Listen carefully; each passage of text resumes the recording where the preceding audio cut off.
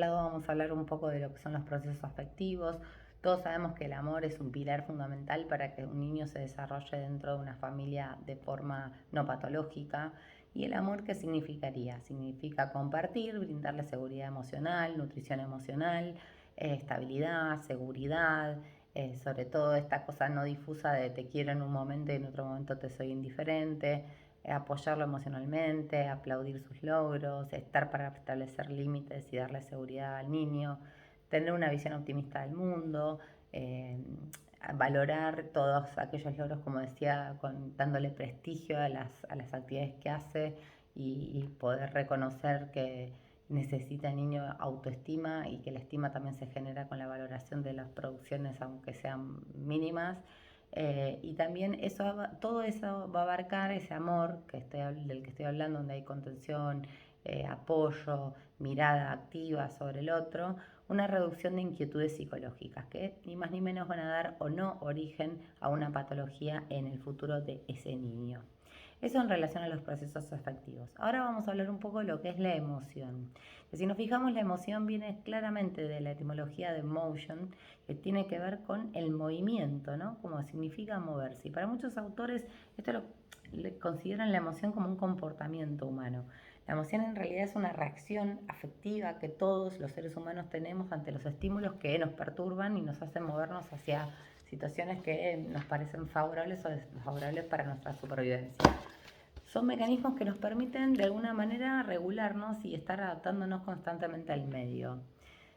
Lo que hacemos es que, digamos, el tema es que las emociones, si bien nos pueden indicar y nos controlan de realizar ciertas actitudes o no, también las emociones tienen que ver con las percepciones y a veces podemos tener una emoción errada de acuerdo a una percepción errada. Entonces, si por ejemplo en el caso de un uso de una droga, uno tiene la emoción y el refuerzo de que esa emoción me significó y me resultó para esa supervivencia, estoy más activo, estoy más productivo y todo es más provechoso y estoy más feliz, entonces mi cerebro va a entender de alguna manera en la amígdala donde están todas las situaciones emocionales que esa es una actitud que debería volver a repetir para mi supervivencia, cosa que no es real. Entonces hay que tener cuidado porque las emociones muchas veces pueden estar sesgadas por esta o un poco nubladas de acuerdo a cómo percibimos esa emoción, de acuerdo a si es una sustancia, si es una situación, una persona tóxica, lo que fuere.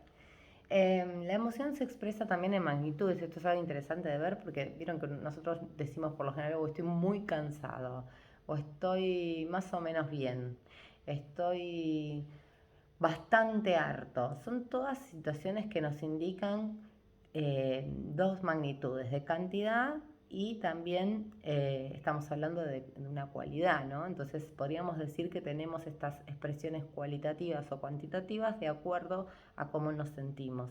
Positivas en relación a cuando te sentís bien o cuando está relacionado con algo favorable y negativas cuando están relacionadas con algo desfavorable o que no nos hacen bien. Los componentes fisiológicos de las emociones son tres, que son el cognitivo, el fisiológico y el conductual. Por suerte y gracias a Dios tiene un componente cognitivo, eso indica que podemos de alguna manera, y esta es la buena noticia, regular nuestras emociones y gestionarlas a lo largo de nuestra vida si no lo hemos logrado hasta entonces. Es cierto que mientras más tempranamente uno aprenda una actividad habitual de gestionar emociones y de frenar ante un impulso y manejarnos en función de esas percepciones y a través de esos estímulos tener reacciones que no están buenas, eh, quizás mejor va a ser nuestro desempeño si lo hicimos más tempranamente. No quiere decir que más tarde eso no lo podamos hacer, porque como dije, los tres ejes son fisiológico, conductual y cognitivo, pero es verdad que mientras más temprano es como el ejercicio o el aprendizaje de una lengua. Si uno aprende más temprano inglés, va a saber mucho más flexiblemente y fluidamente hablar que si lo empieza más tardíamente. Vamos a hablar un poco de la parte anatómica. El hipotálamo forma parte del sistema límbico y es el que se dedica a esta activación del sistema simpático. Este centro está relacionado con ¿qué? Con el temor, el enojo y participan también en las actividades como por ejemplo la sed, el hambre, el apetito sexual. La amígdala está relacionada con las sensaciones como la ira, el placer, el dolor y el temor. Fíjense que ustedes muchas veces se ha visto situaciones en las que vamos a rendir un examen o tenemos que exponer ante cierta cantidad de personas algo o lo que fuera, y tenemos como un segundo cerebro, por decirlo así,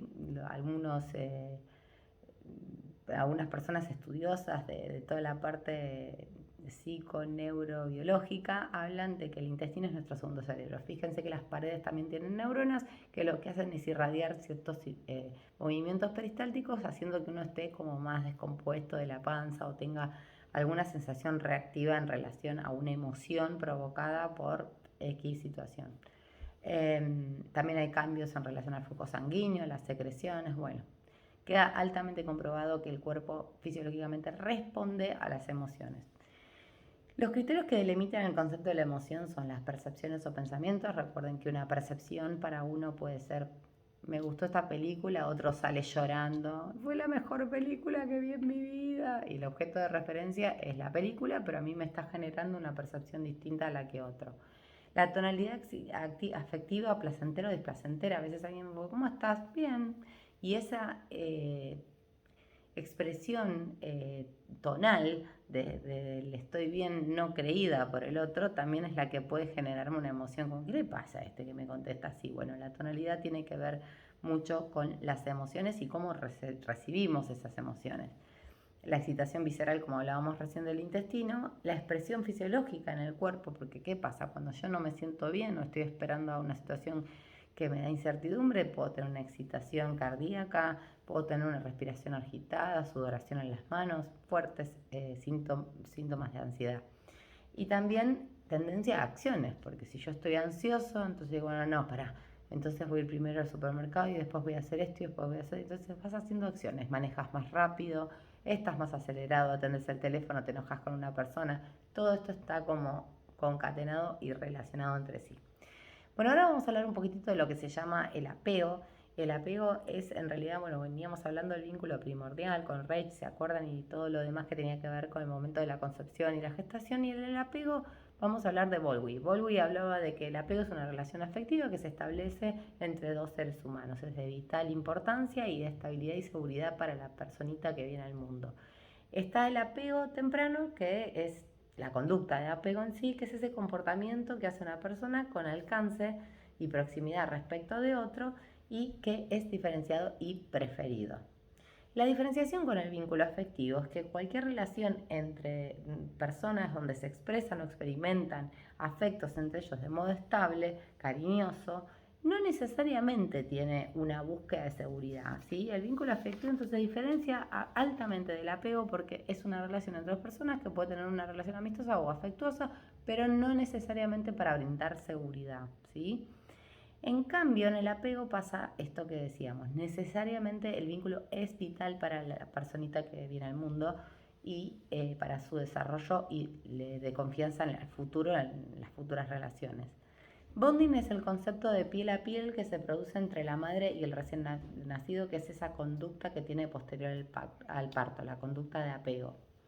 De hecho, hablan del marasmo. En muchas oportunidades muchos niños han muerto por esta enfermedad terrible, que es el no contacto con esa persona que me parió, digamos. Muchas veces se necesita de mucha contención y por más que haya enfermeras y demás, los niños terminan muriendo por esos momentos primarios de apego que no se tuvieron. Las fases para el desarrollo del apego son: desde el nacimiento a las 6 semanas tenemos lo que se llama la primera toma del bebé en brazos, que son los padres cariñosos que lo abrazan y que se puede percibir ya para los niños el olor, la voz, el latir del corazón de la mamá. De las 6 semanas a los 8 meses los bebés responden ya de manera diferente hacia los cuidadores que al resto de las personas. ¿Y qué pasa? Aparece medio un poco lo que es el inicio de la etapa de la angustia del 8º mes, que es aliviarse al ver la cara de sus padres, ¿sí? Y lo que hacen es empezar a desarrollar este sentido de confianza. De los 8 a los 2 años es normal, entonces, esta angustia de la que hablábamos, y pasa cuando se los deja solos. Y esta angustia desaparece alrededor de 1 año y medio, 18 meses. El apego ansioso ambivalente, ya estábamos hablando del apego seguro, no lo dije, perdón. El apego seguro es las relaciones cálidas que se generan entre el vínculo de los primeros cuidadores generalmente con la madre, porque vuelvo y lo trata en relación al vínculo madre-hijo, pero bueno, hoy podemos hablar de otro tipo de parentalidad, no también se pueden ver padres solos haciendo esta función. Y dice que las actividades entre ellos son más positivas, que hay más expectativas en relación con los otros y también a intimar con los demás. El apego ansioso ambivalente se genera cuando hay como justamente una ambivalencia por parte de ese vínculo materno filial infantil, en donde se experimenta como un fuerte deseo de estar con la madre, pero no pueden ser tranquilizados de ninguna manera. Y eso es porque en el vínculo hay alguna disrupción respecto a esa inconsistencia en el vínculo. Creo que la palabra para el apego ansioso ambivalente es como un vínculo inconsistente. Te doy bola, pero después no, y entonces el chico no entiende si lo querés, no lo querés, si lo vas a abandonar, si hay que hacer ciertas cosas o no para que lo quieras. Entonces hay un apego ansioso ambivalente. Llora cuando te vas, cuando volvés lo querés abrazar, lo querés tranquilizar, el chico no para de llorar, se tranquiliza a duras penas, digamos. Y el apego ansioso evitante es cuando ya no es inconsistente el vínculo, sino que es indiferente. Es una madre que tiene un hijo que él es totalmente indiferente a los llamados, que se cae, que le muestra el dibujito y todo le resulta lo mismo. Ah, qué lindo, ah, qué bien, o nada, o ni siquiera lo mira. Estos niños generan realmente, en un estudio que se hizo longitudinal a través del tiempo, se comprobó que niños que habían tenido este tipo de relación tenían relaciones de desconfianza a futuro, relaciones íntimas con personas adultas en las que no podían desarrollar un buen vínculo porque tenían miedo e inseguridad de la pérdida permanente de esa figura que los quería. En realidad el apego ni más ni menos muestra esto, ¿no? Como una persona puede, de acuerdo al vínculo que tuvo de apego con su cuidador primordial, tener en el futuro una relación patológica de acuerdo a cómo son sus elecciones o cómo reacciona frente a las parejas que se van, ¿no? Como una persona hipercelosa, súper obsesiva de que la van a dejar y demás. Bueno, estos chicos del apego ansioso ambivalente por lo general entran en un estado de desesperación tremendo. Cuando se los quiero consolar, evitan el contacto, porque claro, si yo sé que algo me hace mal, que me venís a consolar, si después te vas a ir o me vas a hacer indiferente. Bueno, eso por un lado, ahí terminamos con lo que sería hasta ahora las fases para el desarrollo del apego y lo otro que hablamos hasta recién, que fue la emoción. Y por otro lado también los componentes de la emoción.